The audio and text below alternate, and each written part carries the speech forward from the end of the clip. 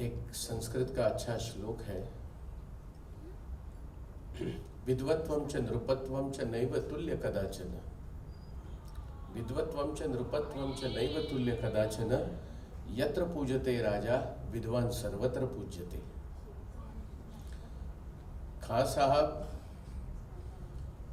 उनकी जन्मभूमि भले ही उत्तर प्रदेश बदायूं हो, उनकी कर्मभूमि महाराष्ट्र हो, मगर उनका जो काम है वो दुनिया के हर कोने में कहीं ना कहीं किसी के पास ज़रूर है। हरि भाई ने अभी कहा उनकी यादें, मैं बहुत छोटा था, संगीत परिवार से जुड़ा हूँ, इसके लिए उस समय वल्लभ संगीतालय करके सायन में बेहतरीन संगीतालय है।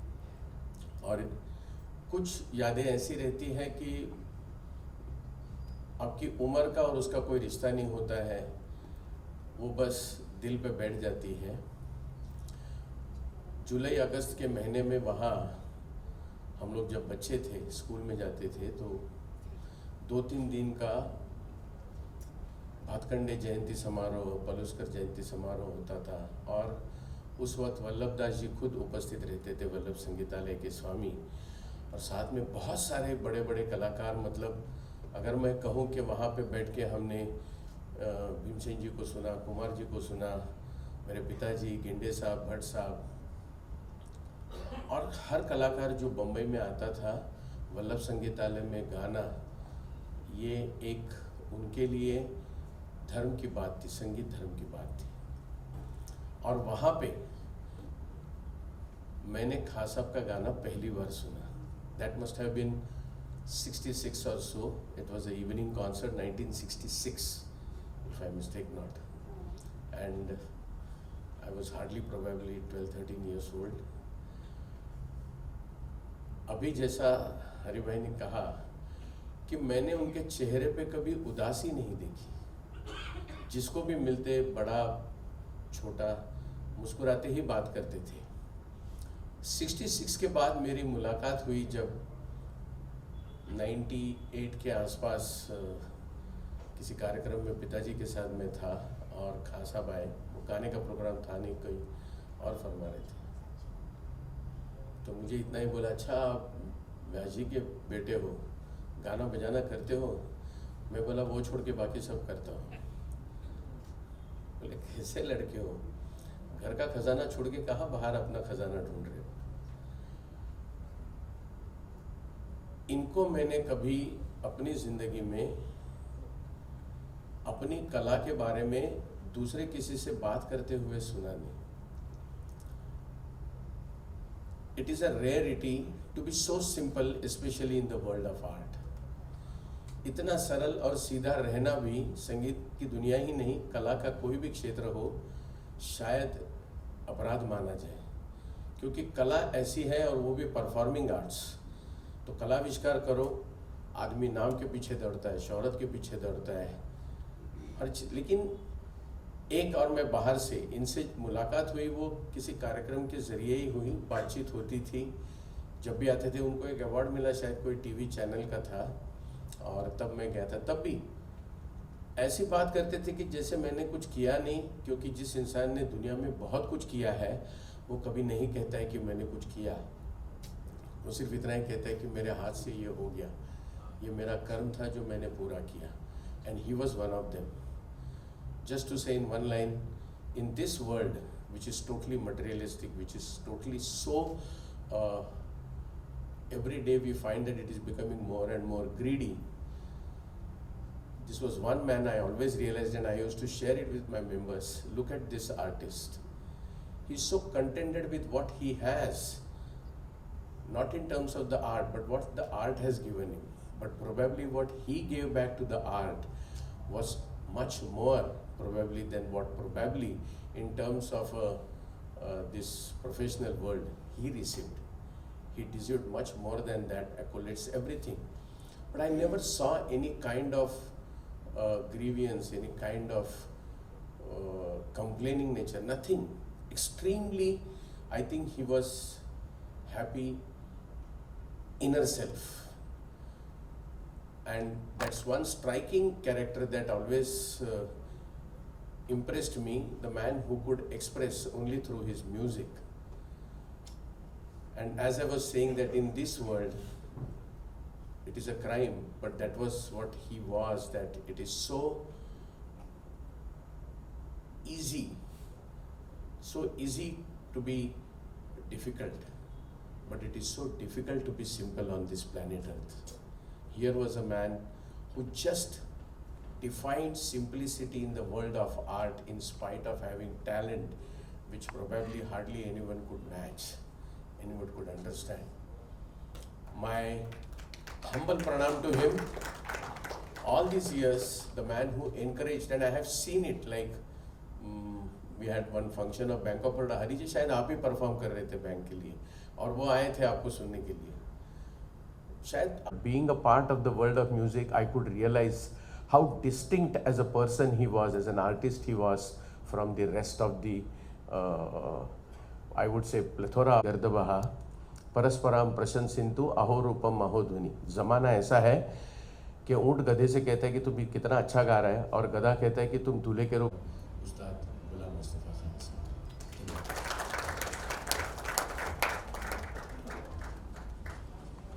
यहाँ पर है, कादरी जी सब परिवार के लोग हैं यहाँ पर. जब उनको पद्म विभूषण मिला, मैं उनसे उस समय पर 2 बार मिला. 2 शब्दों के बारे में जीवन में बहुत पढ़ा होगा, being loving and being humble.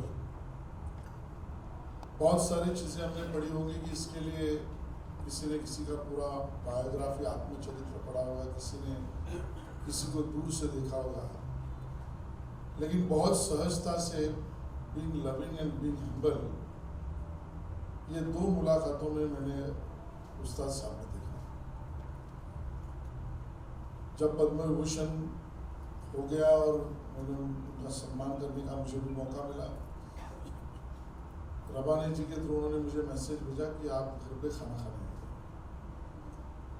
और मैं घर पे खाना खाने गया. ये तो सौभाग्य है कि जो बांद्रा में रहते उस क्षेत्र से ही लोगों ने मुझे असेंबली तक भेजा. तो मैं घर पे खाना खाने गया, तो मुझे आज भी वो दिन याद है कि बिरयानी मुझे इतनी बार उन्होंने प्रेम से मेरे थाली में 2 बार खुद के हाथ से परोसी, और मुझे लगा इतना बड़ा इंसान है, खुद घर पे खाना खाने बुलाना और उसके बाद स्वयं परोसना. बिग लविंग, इससे ज़्यादा कुछ और हो नहीं सकता. और सबसे बड़ी बात तो सब गपशप हमारी हो गई, सब में निकलने का समय हुआ, उम्र थी, वो चलते थोड़े देरी से चलते थे, तो मैंने उठकर कहा कि मैं निकलता हूँ.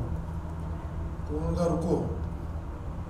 उठने का समय लिया और बोले चलो. मैंने कहा तो दरवाजे तक मुझे छोड़ने के लिए बाहर तक आया. ये हम्बलनेस में था. मुझे लगता है बड़ा व्यक्ति अपने अंदरूनी, उस्ताद साहब जैसे उनकी अपनी जो कला के कारण तो बड़े थे, लेकिन जीवन में अगर अच्छा रहना है, जाना रहना है, पहचाना रहना है, लोगों का प्यार पाना है, तो उसके लिए जो गुण थे वो भी उनमें खान साहब में थे. आज मैं जब उनको याद करता हूँ तो मैं इसी पूंजी को लेकर मेरा अगला जीवन में जीऊँगा, इतना ज़रूर कहूँगा. और आज हम सबको मौका मिला, लेकिन उनके बारे में दुनिया के सामने और भी कई चीज़ें लाना ज़रूरी है. और मेरे से ज़्यादा यहाँ पर बैठे हुए बहुत सारे लोग, इतने बड़े लोग हैं कि जिनको मैं निवेदन ज़रूर कहूँगा. एक बुक तो ज़रूर उनकी बनी है, लेकिन उनके बारे में और भी लोगों तक चीज़ें बहुत सहजता से पहुँचे. इसके लिए जो काम करना है उसमें केंद्र सरकार भी काम करेगी, क्योंकि उन्हें सहस्त्रबुद्धे जी अभी यहाँ पर है भी, लेकिन सरकार काम करेगी और हम सब लोग भी उसके लिए अपना योगदान दे, तो सही मायने में उनको श्रद्धांजलि होगी, ऐसा मुझे लगता है. मैं उनको फिर एक बार उनको बहुत सारी श्रद्धांजलि और अभिवादन करता हूँ. धन्यवाद. ज़्यादा नहीं मगर साल 1.5 साल में जिनका मेरा परिचय हुआ, वो रब्बानी जी को धन्यवाद दूंगा और भाई आशीष शेलार जी को भी धन्यवाद दूंगा कि उन्होंने इस यादों की महफिल में सहभागी होने का अवसर मुझे दिया। और एक बहुत ही बड़े महान कलाकार के काम से अधिक निकटता से जब मैं आप सब लोगों को सुन रहा था, परिचित होने का भी एक अवसर मुझे इस महफिल के कारण प्राप्त हुआ। ये श्रद्धांजलि की सभा है और हम सब उनके प्रति हमारे मन में जो सम्मान की भावना है उसको एक दृष्टि से शब्द रूप दे रहे हैं। जब मैंने उनके जीवन चरित्र को समझने की कोशिश की तो मुझे लगता है कि संगीत को साधना मानने वाली जो भारत की परंपरा है, इस परंपरा के उस्ताद साहब एक पुराण पुरुष थे और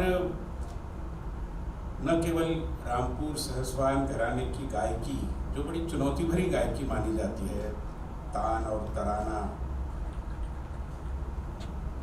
और जैसे कि निसार हुसैन खान साहब ने अपने जीवन काल में किया कि इस परंपरा की गायकी को उन्होंने आधुनिकता से जोड़ा।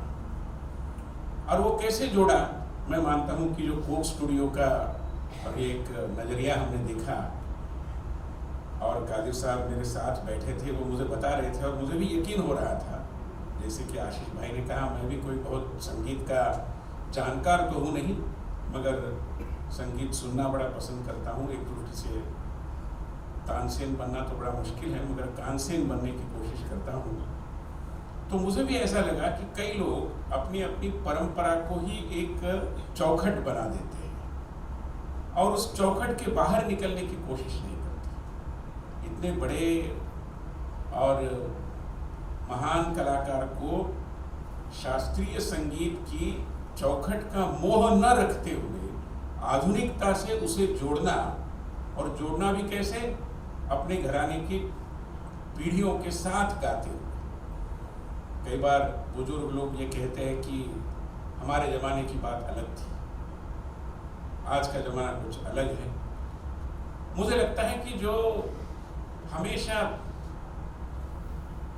और ताजगी के साथ जीवन को प्रस्तुत होते हैं, ऐसे कलाकार कभी ऐसी भाषा नहीं करते। मुझे नहीं लगता कि उस्ताद जी ने ये कभी कहा होगा, और इसीलिए बड़ी सहजता से वो अपने पोते के साथ उस महफिल में सहभागी हुए, और जहाँ पर उनके तीनों बेटे भी सहभागी थे, चारों बेटे भी सहभागी थे।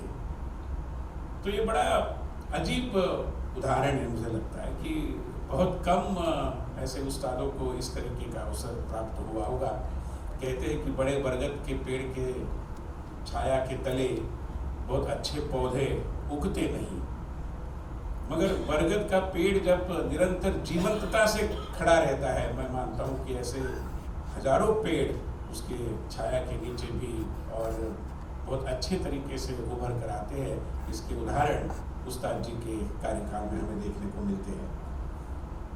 8 साल के थे तब से बदायूं के जन्माष्टमी के कार्यक्रम में गाते गाते उत्तर प्रदेश की और यूँ कहो तो पूरे देश की सीमा को पार करते हुए उन्होंने पूरे विश्व में शोहरत पाई और वाकई में पद्म विभूषण बने।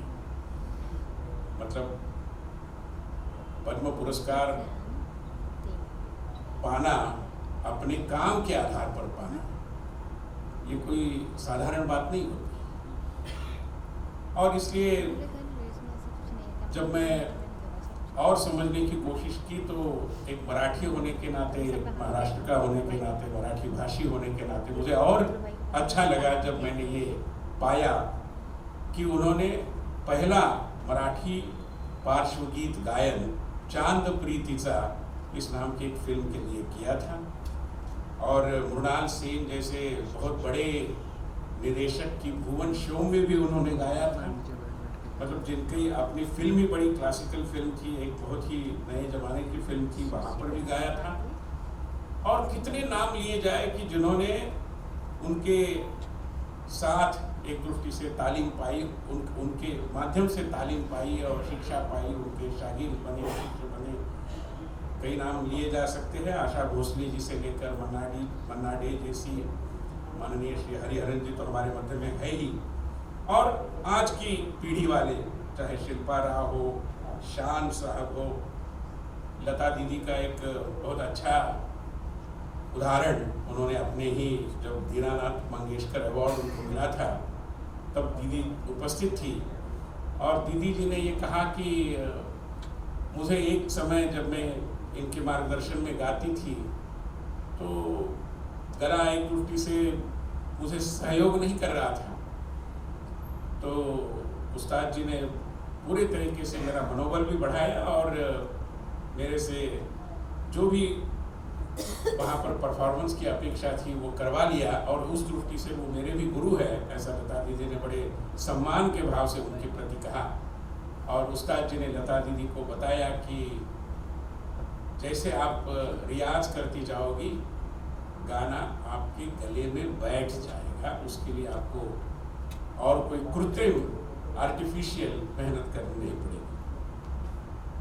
बहुत वर्सेटैलिटी थी, उसका एक नज़रिया तो हमने देखा भी, और क्लासिकल, सेमी क्लासिकल, बॉलीवुड, सभी तरीके के गानों के बारे में और सभी तरीके की शैलियों के बारे में उन्होंने कभी भी ये अपना, ये पराया, ये भाव नहीं रखा, और संगीत की दुनिया का हर स्वर मेरा अपना स्वर है, उसके साथ मित्रता बनाते हुए जो एक कमिटमेंट होती है, निष्ठा होती है, उसका परिचय दिया।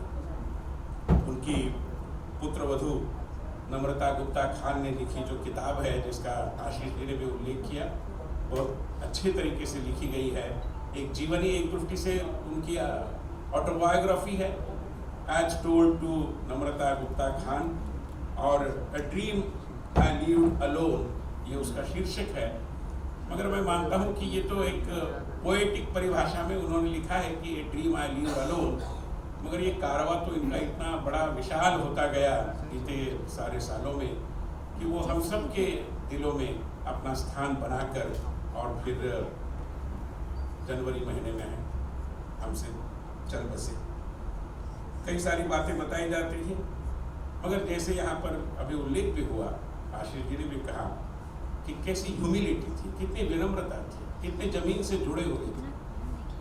और यहाँ पर नम्रता जी ने एक बहुत अच्छा प्रसंग लिखा है कि जो किसी भी पारिवारिक व्यक्ति के जो मुखिया होते हैं, पारिवारिक सारे परिवेश के जो प्रधान होते हैं, उसका एक बहुत अच्छा विलोभनीय चित्र यहाँ पर हमें दिखाई देता है। जब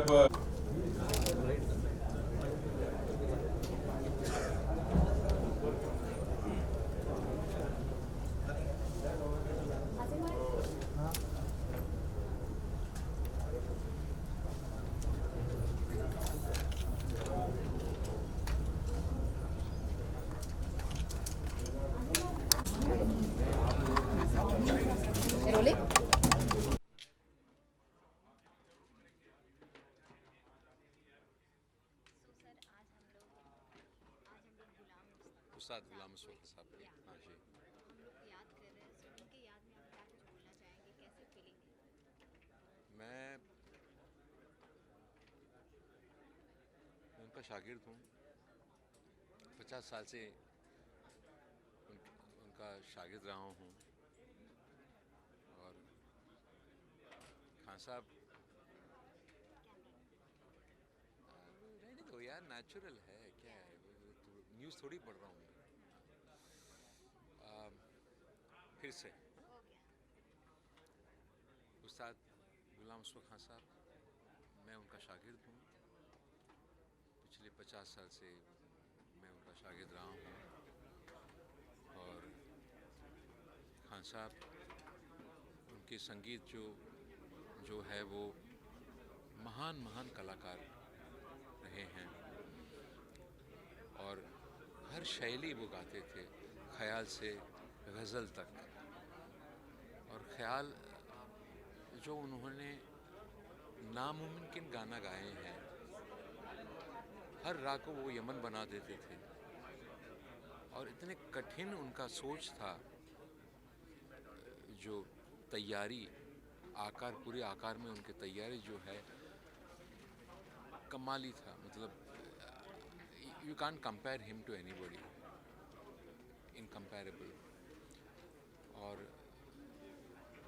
मैं अपने आप को नसीब समझता हूँ कि मैं उनका मतलब मौका दिया मुझे उनका शागिर्द बनने के लिए, उनका बेटा बनने के लिए। और जैसे इंसान बहुत सिंपल, वेरी हम्बल, तो वो भी मुझे सीखने को मिला कि ज़िंदगी में किस तरह से आप रह सकते हैं खुशी से और लोगों को हेल्प करते हुए। ये बहुत सीखा उनसे मैं। और बस उनको, उनका आत्मा को शांति मिले।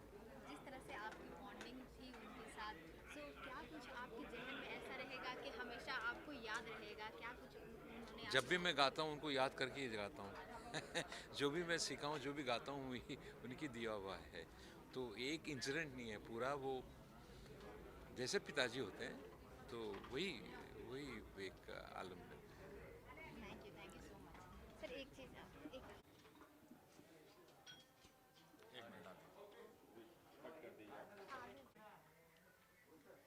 ये लोग बात कर रहे हैं। हाँ, ओके। क्या बोलना है क्या? मैं पूछ रही हूँ। जी। सो आज हम लोग गुलाम मुस्तफ़ा खान साहब सर को याद कर रहे हैं। आज उनकी याद में आप क्या कुछ बोलना चाहेंगे? कितना संवेदनशील रहा आपके लिए, या फिर क्या कुछ फीलिंग्स है, क्या जाहिर करना चाहेंगे? इतने महान व्यक्ति थे। ये है कि वो जिस्मानी तौर पे हमारे साथ नहीं है, लेकिन जो उनका म्यूज़िक है, जब तक दुनिया है उनका म्यूज़िक से वो कायम रहेंगे। और जो जैसे मैंने अभी पहले भी बोला कि भाई जो उन्होंने हमें थोड़ी सी तालीम, जो हमारे पास है तालीम थोड़ी सी, उसको उन्होंने बोला है कि आगे शेयर करना है इसको। तो हम कोशिश करेंगे, हमारे शागिर्द हैं उनसे हम लोग शेयर कर रहे हैं, हम खुद भी गाते हैं, हमारे बच्चे भी घर में गा रहे हैं। तो ये कोशिश रहेगी कि हम लोगों को उनका नाम इस तरह से कायम रखें। सर आप क्या? फीलिंग तो ऐसी है कि we lost someone who was the closest to us, और जिनकी वजह से हम हैं। तो डेफिनेटली बहुत बड़ा लॉस है, इरिपेरेबल लॉस है। बट अब कोशिश ये रहेगी कि जैसे भाई ने भी कहा अभी कि जिस्मानी तौर पे नहीं है, बट रूहानी तौर पे वो हमारे साथ हैं। और बस हम दुआ कर रहे हैं कि अल्लाह उनकी मग़फ़िरत फरमाए और उनको जन्नत में आला से आला मकाम अता फरमाए। और उनका म्यूज़िक क़यामत तक ज़िंदा रहेगा, क्योंकि वो ऐसा काम करके चले गए हैं कि जो कायम रहने वाला है। जैसा अभी सब लोगों ने शोक संदेश में बताया पापा के बारे में, और लोगों ने यही कहा कि वो बड़े सिंपल थे। जितनी बड़ी कला थी उसके हिसाब से वो कुछ बोलते ही नहीं थे, क्योंकि एक बहुत ही अच्छे फनकार थे और उससे ज़्यादा अच्छे इंसान भी थे। तो मतलब उसमें अगर चूज़ करना पड़े अच्छे इंसान थे या अच्छे कलाकार थे तो बड़ा मुश्किल होएगा, क्योंकि दोनों खूबियाँ उनके अंदर थी जो रेयर है एकदम ही। उसके अलावा उनका म्यूज़िक तो ऐसा है कि उसके बारे में बोलने की कोई ज़रूरत ही नहीं है। वो जो है वो दुनिया जानती है, और आज लोगों ने बताया भी उसके बारे में और कुछ सुनाया भी। दूसरी बात ये है कि वो उनकी कला और वो जो है वो तो ज़िंदा रहने वाली चीज़ है, और उन्होंने इतना सब कुछ कर दिया है। और वो बड़े सिंपल इंसान थे, और वो संगीत को एक किताब मानते थे, और जो भी जॉनर्स हैं उनको वो चैप्टर्स मानते थे। तो वो हमेशा एक चीज़ बोलते थे कि ये किताब बगैर चैप्टर्स के पूरी नहीं है, अलग अलग चैप्टर्स के। और एक चीज़ बोलते थे कि बाग में जब अलग अलग किस्म के रंगों के फूल होते हैं तभी वो खूबसूरत लगता है। इसीलिए उन्होंने प्रैक्टिकली सारे शैलियों के गाने बजाने किए, फिल्मों में भी गाए, गज़लें गाई, ठुमरी, दादरा, होरी, और ख्याल तो ख्याल के लिए तो जाने ही जाते हैं, कोई मैच ही नहीं है। तो वो सब चीज़ें उन्होंने गाई। अब उनका जो है वो उन्होंने जो काम कर दिया है ये बड़ा मुश्किल काम है। सदियों तक मेरे ख्याल से अब दूसरा उस्ताद गुलाम मुस्तफ़ा खान साहब पैदा नहीं होएगा। या राइट सर। आप बस थैंक यू सो मच। आज हम लोग गुलाम मुस्तफ़ा खान सर को याद कर रहे हैं, उनकी याद में आप क्या कुछ बोलना चाहेंगे? देखिए, मैं उनकी याद में सिर्फ इतना ही कहना चाहूँगा कि वो मैंने अपने वालिद को आज से 16-17 साल पहले खो दिया था। वो मेरे फादर इन लॉ थे ग़ुलाम मुस्तफ़ा खान साहब, लेकिन मैंने अपने वालिद को 16-17 साल पहले खो दिया था, लेकिन उन्होंने मुझे कमी महसूस नहीं होने दी। मेरे फादर इन लॉ ने, मेरे ससुर साहब ने, तो उन्होंने मुझे इतना प्यार दिया। मतलब मेरे बच्चों को उन्होंने नाना का भी प्यार दिया और दादा का भी प्यार दिया, और जो भी उनसे टाइम टू टाइम तालीम हासिल करनी थी वो करते रहे हम। और बहुत अच्छे इंसान थे, ऐसे इंसान नहीं होते इस दुनिया में।